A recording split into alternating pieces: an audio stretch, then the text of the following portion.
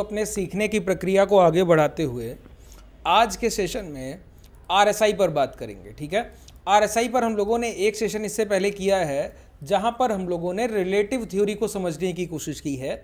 RSI के through हम लोग ये समझ लेते हैं कि कोई इंडेक्स का अगर मोमेंटम अच्छा है तो उसके अंडर जो स्टॉक्स आउट परफॉर्म करेंगे उनको अगर हम ध्यान रखें तो वहां पर हमको अच्छे गेन हो सकते हैं। जैसे कि जो हम लोगों ने पहले समझा उसको एक बार रिवाइंड कर लें थोड़ा सा, फिर हम लोग आगे बढ़ जाएंगे। अच्छा, अगर किसी ने पिछला वीडियो आरएसआई का नहीं देखा है तो मैंने नीचे टेलीग्राम में डिस्क्रिप्शन में आपको टेलीग्राम का लिंक मिलेगा डिस्क्रिप्शन में, उसको आप ओपन करेंगे, वहाँ से आप ज्वाइन कर लीजिएगा। वहाँ पर मैं लिंक अभी वो पोस्ट करा दूंगा जो पिछला आरएसआई का वीडियो है उसको आप जाकर देख लीजिएगा। ठीक है, पहले इस पूरे सेशन को एक बार देखिएगा, इसमें मैं सारी चीज़ें आपके लिए कंबाइंड बता दूंगा। समझिए थोड़ा सा आरएसआई क्या है। आरएसआई रिलेटिव थ्योरी को दर्शाती है। पहले आरएसआई को नहीं देखना है, आरएसआई के थ्रू रिलेटिव थ्योरी को समझना होता है। रिलेटिव थ्योरी का मतलब क्या है, अगर निफ्टी 50 अगर परफॉर्मेंस कर रहा है, ध्यान से सुन लीजिए, 2 मिनट में समझा दूंगा फिर आगे बढ़ जाऊंगा। अगर निफ्टी 50 परफॉर्मेंस कर रहा है मतलब अगर निफ्टी 50 के कोई ब्रेकआउट आपको देखने को मिल जाए तो आपसे कोई पूछे आप क्या ट्रेड करना चाहेंगे, मैं बोलूंगा पिछले 3 से 4 ट्रेडिंग सेशन में निफ्टी 50 के अंदर जो स्टॉक हैं उनमें जो सबसे स्ट्रॉन्ग स्टॉक है उसको मैं पकड़ूंगा। जैसे अगर आप निफ्टी का चार्ट देखें तो निफ्टी के चार्ट में हम लोग लगभग ऑल टाइम हाई के पास खड़े हैं नियर अबाउट, और एक ब्रेकआउट करके खड़े हुए हैं। अगर ये हाई निकल गए तो एक मोमेंटम देखने को मिल जाएगा। अच्छा, जब भी निफ्टी के ये हाई निकलेंगे तो सबसे पहली नज़र मेरी कौन से स्टॉक पर जाएगी बताइए? मेरी पहली नज़र जाएगी रिलायंस पर। रिलायंस पर क्यों जाएगी, इसके पीछे का कारण क्या है? ये क्योंकि आरएसआई के अंडर परफॉर्म कर रहा है। आरएसआई के अंडर परफॉर्म करने का मतलब क्या है, अगर निफ्टी 50 ऊपरी स्तर पर ट्रेड कर रहा है तो निफ्टी 50 का सबसे हैवी वेटेज है आरआईएल। ठीक है, और अगर निफ्टी मोमेंटम करेगा तो वो स्टॉक पहले मोमेंटम करेगा जो निफ्टी के साथ सबसे पहले मोमेंटम में था। जब निफ्टी नहीं चल रहा था तब भी रिलायंस चल रहा था। इसको थोड़ा सा मैं आपको और आसान करके डिलीवर करूं, समझिए, थोड़ा सा मैं इसको और महीन कर दूं इस नॉलेज को तो आपको और आसानी से समझ आएगा। मेरे कहने का मतलब क्या है, मेरे कहने का अर्थ इतना बन रहा है कि अगर आज के सेशन में निफ्टी 1% गिरे और रिलायंस 1% से ज़्यादा करेक्ट ना हो, आज के सेशन कल के सेशन में निफ्टी 2% गिरा और रिलायंस किसी भी हाल में 2% ज़्यादा करेक्ट ना हो, इसी तरीके से एक दिन निफ्टी ने कोई डाउनफॉल नहीं किया, बस जहां कल बंद हुआ था उसी के पास बंद हो गया, कॉस्ट टू कॉस्ट क्लोजिंग दे दिया, उस दिन रिलायंस क्या करे, 0.5% 1% ऊपर बंद हो जाए। इसी तरीके से एक दिन निफ्टी में 1% का मोमेंटम हुआ तो रिलायंस उस दिन 3-3.5% 2-2.5% चल गया। ये जो थ्योरी है ये क्या हो रहा है, जब निफ्टी वीक है तो रिलायंस निफ्टी से ज्यादा वीक नहीं है। इसी तरीके से जब निफ्टी न्यूट्रल है तब रिलायंस स्ट्रांग है। जब निफ्टी अप ट्रेंड में है तो रिलायंस उससे ज़्यादा अप ट्रेंड में है। ये रिलेटिव थ्योरी है कि अपने इंडेक्स के अकॉर्डिंग जो स्टॉक ज़्यादा अच्छा परफॉर्म कर रहे हैं, अगर आप उन स्टॉक्स पर नज़र रखेंगे तो आपको ज़रूर पैसा देंगे। ठीक है, ज़रूर अच्छे रिटर्न्स आप इस मार्केट से निकाल लेंगे। अगर अभी की बात की जाए तो हम लोग जो भी इंडेक्स देखें, अब देखिए, अगर किसी भी सेशन में बैंक निफ्टी चलेगा तो एचडीएफसी उतना अच्छा परफॉर्म नहीं कर पा रहा है, कारण हम लोग लो के पास ट्रेड कर रहे हैं, एक अच्छी खासी प्रॉफिट बुकिंग आ गई है, तो इंडेक्स चलेगा बैंक निफ्टी, एचडीएफसी उतना बेहतर नहीं चलेगा। कौन चल रहा होगा? आईसीआईसीआई चल रहा होगा, एसबीआईएन चल रहा होगा, तो यहां पर हमको नजर रखनी होगी। इसी तरीके से इस थ्योरी को मैंने पलट कर भी बताया, इसका बिल्कुल वाइस वर्सा। क्या किया मैंने कहा ऐसे स्टॉक्स, अगर आप कभी भी टाटा मोटर की बाइंग प्लान कर रहे हैं, टाटा मोटर की बाइंग प्लान कर रहे हैं, जब आप टाटा मोटर की बाइंग प्लान कर रहे हैं तो आपको पहला काम क्या करना चाहिए, टाटा मोटर का चार्ट देखिए और फिर टाटा मोटर के पिछले 4 से 5 ट्रेडिंग सेशन, मिनिमम 4 से 5, कोशिश कीजिए कि 8 से 10 ट्रेडिंग सेशन का डाटा देखा जाए और हर सेशन को एक निफ्टी ऑटो का जो इंडेक्स है उसके हर सेशन से कंपेयर किया जाए, तो आपको एक अंदाजा लग जाएगा कि जब निफ्टी ऑटो स्ट्रांग था तो टाटा मोटर क्या कर रहा था, जब निफ्टी ऑटो वीक था तो टाटा मोटर क्या कर रहा था। और आज अगर निफ्टी ऑटो स्ट्रांग है तो टाटा मोटर चलेगा, निफ्टी ऑटो वीक है तो टाटा मोटर कितना भी स्ट्रांग हो नहीं चलेगा, हम वहां पर पोजीशन बनाएंगे ही नहीं। बात क्लियर हो गई? ये जो सिंपल सी बात है इसको आरएसआई में मैंने आपको बताया। अच्छा, कुछ लोग इस पर डाउट करते हैं ये आरएसआई नहीं आरएस है। अरे सर, हम लोगों को क्या मतलब है आप लोगों को क्या मतलब है? आप लोगों को कोई डिग्री लेना है? क्या करना है बताइए? मार्केट को सिंपल तरीके से सीखकर उसको अपने प्रैक्टिकल मार्केट में ट्रेड करना है। अब मैं उसको कुछ भी नाम दूं, ठीक है? अगर आप क्लासेस में आएंगे तो मैं डेल्टा थीटा गामा तो समझाता ही नहीं, और डेल्टा थीटा गामा को लेकर इतना लोगों ने डर क्रिएट कर दिया है ट्रेडर्स के माइंड में कि वो ऑप्शन सेलिंग या हेजिंग की तरफ जाएंगे ही नहीं। उनको आप थीटा बोलेंगे, ये नहीं बोलेंगे कि ये टाइम जो है वो इरोजन कर रहा है, टाइम की वैल्यू जो है टाइम डिके का पैसा है, ये नहीं बोलेंगे, थीटा बोलेंगे आप उसको। गामा को गामा बोलते हैं सर। गामा को बोलिए कि जब वैल्यू में ना के बराबर प्रीमियम रह जाए, जब जो इसका स्पाइक देखने को मिलेगा वो है गामा इफेक्ट। एक ही जगह काम आता है ना गामा आपके, कब काम आ रहा है? एक्सपायरी पर। एक्सपायरी पे, जैसे आज मिड कैप की इसका एक्सपायरी थी, 8 रुपए के प्रीमियम 80 बुक हो गए। अभी आप देखिए जाकर, आपको कमेंट सेक्शन में पिछला जो दोपहर में मैंने वीडियो अपलोड किया उसी के कमेंट सेक्शन में मैंने बताया कि गामा इफेक्ट को कैसे ट्रेड करना है। सिंपल तरीके से बताया आपको, कमेंट सेक्शन में लोग मिल जाएंगे जो 20 रुपए के प्रीमियम 50 60 पर बेचा है। तो देखिए, हमको उस बाजार से जुड़ना है अपनी लैंग्वेज में, ठीक है?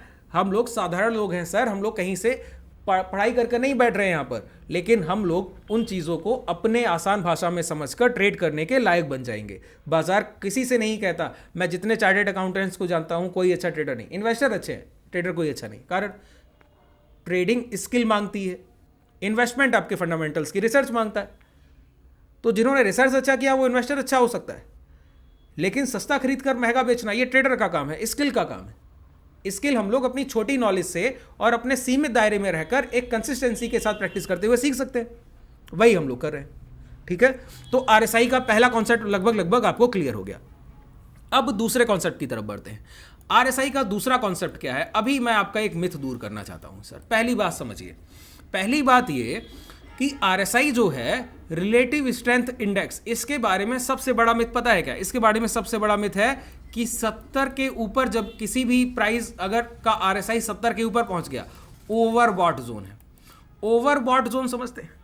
ओवरबॉट जोन, ओवरबॉट जोन का मतलब हुआ कि ज्यादा खरीदारी हो गई है, अब यहां पर खरीदारी नहीं होगी, अब यह प्राइस नीचे की तरफ आ जाएगा।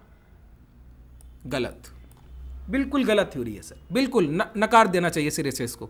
दूसरी बात, 30 के नीचे आरएसआई आ गया, ओवर सोल्ड जोन, कि इतना बेचा गया है कि इससे ज्यादा नहीं बिक सकता, इतनी बिकवाली हो गई किसी प्राइस में, इतना करेक्शन मिल गया, इतना डिस्काउंट मिल गया कि अब खरीद लेना चाहिए।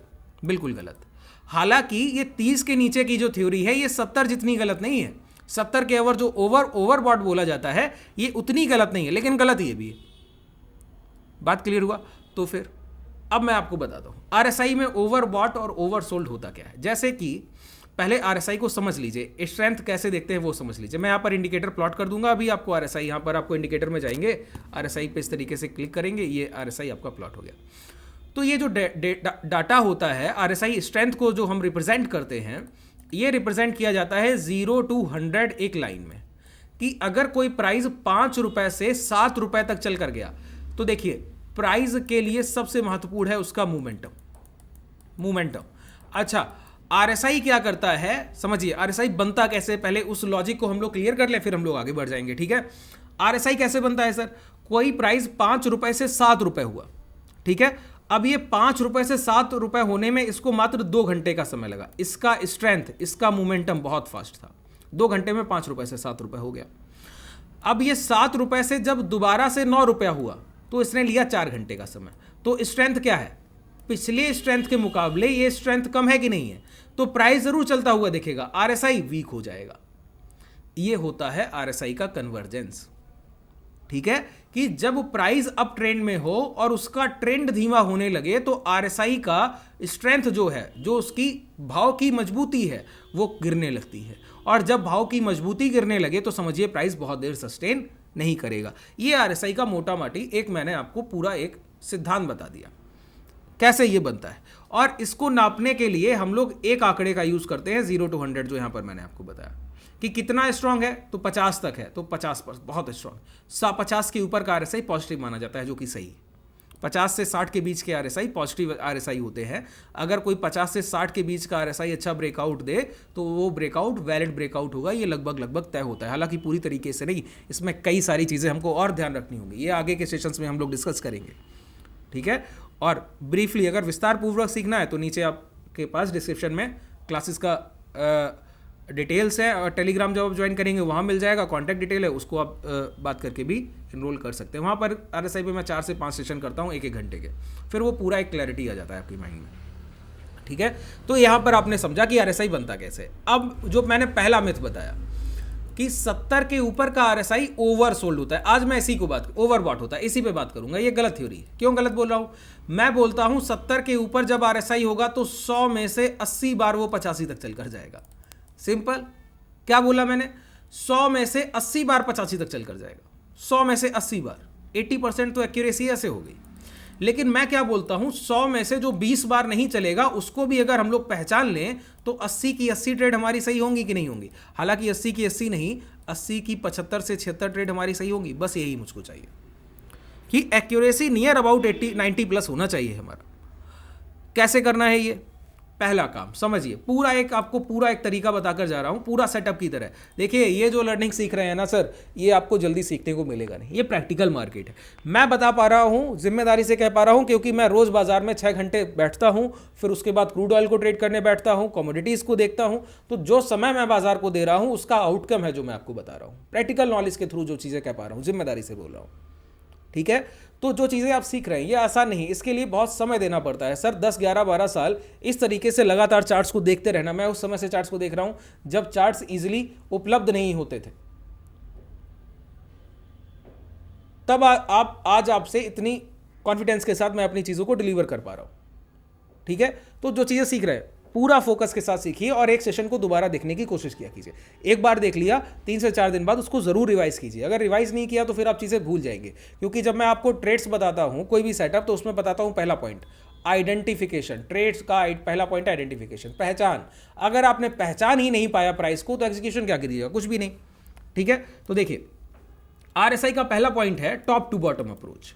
टॉप टू बॉटम अप्रोच में हमको क्या देखना है? डेली या वीकली टाइम फ्रेम पर RSI अबव 70। सबसे पहले डेली टाइम फ्रेम की बात कर ले। मैंने क्या बोला? डेली टाइम फ्रेम पर RSI अबव 70 ट्रेड कर रहा हो, जैसे ही ब्रेक करे, जैसे ये 70 का देखिए लेवल है, 70 का लेवल ही है, तो इस लेवल के बाहर RSI निकलना चाहिए। यहां पर निकला, यहां पर निकला, यहां पर निकला, जब निकले तो 70 के ऊपर डेली टाइम फ्रेम पर RSI आ जाना चाहिए, ठीक है। और जब RSI अबव 70 पहली बार आता है, जैसे यहां पर पहली बार आया, तो जब फर्स्ट कैंडल RSI के बाहर 70 के ऊपर RSI निकला, और एक जो लास्ट कैंडल जब RSI की क्लोजिंग 70 के ऊपर पहले दिन मिली होगी, उस दिन जिस कैंडल का फॉर्मेशन हुआ है उस कैंडल के हाई मार्क कर लेने। क्या मैंने बोला? कि जिस दिन RSI में 70 के ऊपर की क्लोजिंग मिली उस दिन उस कैंडल के हाई मार्क कर लेने, ठीक है। हाई मार्क करने से क्या हो जाएगा? हाई मार्क करने से होगा ये प्राइस वैलिडेशन। प्राइस वैलिडेशन का मतलब क्या है? अब अगले सेशन में या अगले किसी सेशन में प्राइस जब भी उस प्रीवियस डे हाई को छोटे 5-10 मिनट टाइम फ्रेम पर ब्रेक करेगा, तब आप उसको ट्रेड कर रहे होंगे। पहले मैं मार्क करूं बड़े टाइम फ्रेम पर, फिर धीरे से नीचे उतर आते हैं, है ना। आसानी से चीज़ों को सीखिए। ये हर बार काम करेगा, एक बार नहीं, बार बार। हमको छोटा मोमेंटम इंट्राडे में चाहिए होता है। इंट्राडे का इससे बेहतर मोमेंटम तो मिलता ही नहीं। RSI को जो लोग गलत यूज़ कर रहे हैं उनको पता ही नहीं कि करना क्या चाहिए। यही कारण है कि वो अभी तक तकलीफ में है। देखिए, अगले सेशन में ये हाई ब्रेक हुए। क्या हुआ? अगले सेशन में ये हाई ब्रेक हुए। हाई ब्रेक होने के बाद क्या हुआ? प्राइस ने रिटेस्ट किया और ये रैली दिया। अच्छा, ये डेली टाइम फ्रेम का सपोर्ट है। RSI यहां पर 70 के ऊपर आया और ये ओवरबॉट होना चाहिए, वो और लॉन्ग हो गया, यहां पर और खरीदारी हुई, मतलब डिमांड और तेजी से उठेगी। जब डिमांड तेज उठेगी तो प्राइस का स्ट्रेंथ और स्ट्रांग होगा, मोमेंटम उससे ज्यादा स्ट्रांग होगा। इसी चीज को हम लोग ट्रेड कर रहे हैं। जब प्राइस ने रिटेस्ट किया, लॉन्ग किया, और लॉन्ग करने के बाद ऊपर, मैंने क्या कहा? दोबारा कभी भी लौट कर प्राइस जब फर्स्ट टाइम इस प्राइस को टच करे, यहां पर अगर आप लॉन्ग करेंगे तो ये सबसे बेहतरीन सपोर्ट है, सबसे बेहतरीन सपोर्ट है। आइए, ये देखिए, प्राइस दोबारा यहां आया, एक्यूमुलेशन हुआ, देखिए दोबारा से RSI अंदर 50, ये मोमेंटम है, देख पा रहे हैं। और देखिए, अब ये देखिए RSI कहां तक जाता है। लोग बोलते हैं 70 के ऊपर ओवरबॉट, ये देखिए 89, 90 के हाई लगा रहा है। ये स्ट्रेंथ होता है प्राइस का। बात क्लियर हुआ? तो जब आप मोमेंटम को देखने की शुरुआत करेंगे तो ये चीजें अगर आपको नहीं पता है ना, तो फिर तकलीफ है। पहले टॉप टू बॉटम अप्रोच ध्यान रखना है, डेली टाइम फ्रेम पर मार्किंग। अच्छा, और दिखा दूं, चलिए इंडेक्स आप लोग ट्रेड करते हैं, इंडेक्स में देख लेते हैं। बड़े टाइम फ्रेम पर पहले हमको जाना है डेली टाइम फ्रेम पर। डेली टाइम फ्रेम पर जाकर पहले क्या करना है, आरएसआई का वो कैंडल ढूंढना है जो फर्स्ट टाइम जब बाजार ने एक ऊपर क्लोजिंग दिया हो तो इसी सेशन में क्लोजिंग हमको यहां पर मिला हो। ठीक है, ये देखिए ये ऊपर क्लोज हुआ और इस सेशन में ये हमको ऊपर क्लोजिंग मिला, मार्क कर लेना है। ठीक है, मार्क कर लेना है, मार्क कर लिया। मार्क करने के बाद अब छोटे किसी अब आवरली पर हमको देखना होगा क्योंकि प्राइस को बनाए काफ़ी समय हो गया तो ट्रैक करने में देरी लगेगी, तो आवरली पर देख लेते हैं ना, आवरली पर देख लेते हैं। ये देखिए प्राइस 20,100 का ये ब्रेकआउट था और ये रैली उसके बाद आपके सामने 21,600, 1500 पॉइंट का निफ्टी में मोमेंटम। अब लोग बोलेंगे कि डेली टाइम फ्रेम पर तो ओवरबॉट हो गया था, 70 के ऊपर आरएसआई था, फिर इतना बड़ा मोमेंटम। मैंने कहा ना 70 के ऊपर जब सस्टेन करेगा तो 85 चलकर जाता है। ये छोटे टाइम फ्रेम पर देखिए 93 के आरएसआई के आवरली टाइम फ्रेम पर हाई लगे हैं 95 के। तो कोई आपसे बोलता है ना कि 70 के ऊपर ओवरबॉट बेच दीजिए, उससे बोलिए खरीदने का रियल टाइम तो यही है। आप बोलते हैं बेच दीजिए, आप प्रैक्टिकल मार्केट में बैठे नहीं तो आप गलत बात मुझे बुक में लिखी हुई बात बता रहे हैं। ये रूल बुक में लिखी हुई बातें काम नहीं करेंगी। कुछ लोग बोलते हैं बुक्स को पढ़कर मैं ट्रेडर बन जाऊंगा, इसीलिए मैंने शुरुआत में बोला बुक्स से आपका कोई फायदा नहीं है। प्रैक्टिकल मार्केट को जब तक आपने नहीं समझा तब तक कोई चीज़ें आपके काम नहीं आनी। ठीक है, इस तरीके से ये मैंने एक पॉइंट आज आपको क्लियर किया। आरएसआई के बहुत सारे एस्पेक्ट हैं, बहुत सारे तरीके, ये बहुत मैंने सिंपल सा एक पॉइंट क्लियर किया। इसको मैं सीरीज़ को आगे ले जाऊंगा, आप लोग कमेंट सेक्शन में बताइएगा। अगर आपको पसंद आता है तो मैं इसके और नेक्स्ट पार्ट आपके लिए लेकर आऊँगा। ठीक है, और डिस्क्रिप्शन में जो मैंने आपको बताया, अगर आप हमसे जुड़ना चाहते हैं, हमारे आज के ट्रेड्स जो हम लोगों ने ट्रेड किए, हमारे कम्युनिटी ट्रेडर्स ने ट्रेड किए, अगर वो देखना चाहते हैं तो नीचे टेलीग्राम में आपको डिस्क्रिप्शन में आपको टेलीग्राम का लिंक मिल जाएगा, उसको ज्वाइन कर सकते हैं। ठीक है, और अगर हमसे जुड़ना चाहते हैं तो आपको कॉन्टैक्ट डिटेल भी मिल जाएगा। धन्यवाद।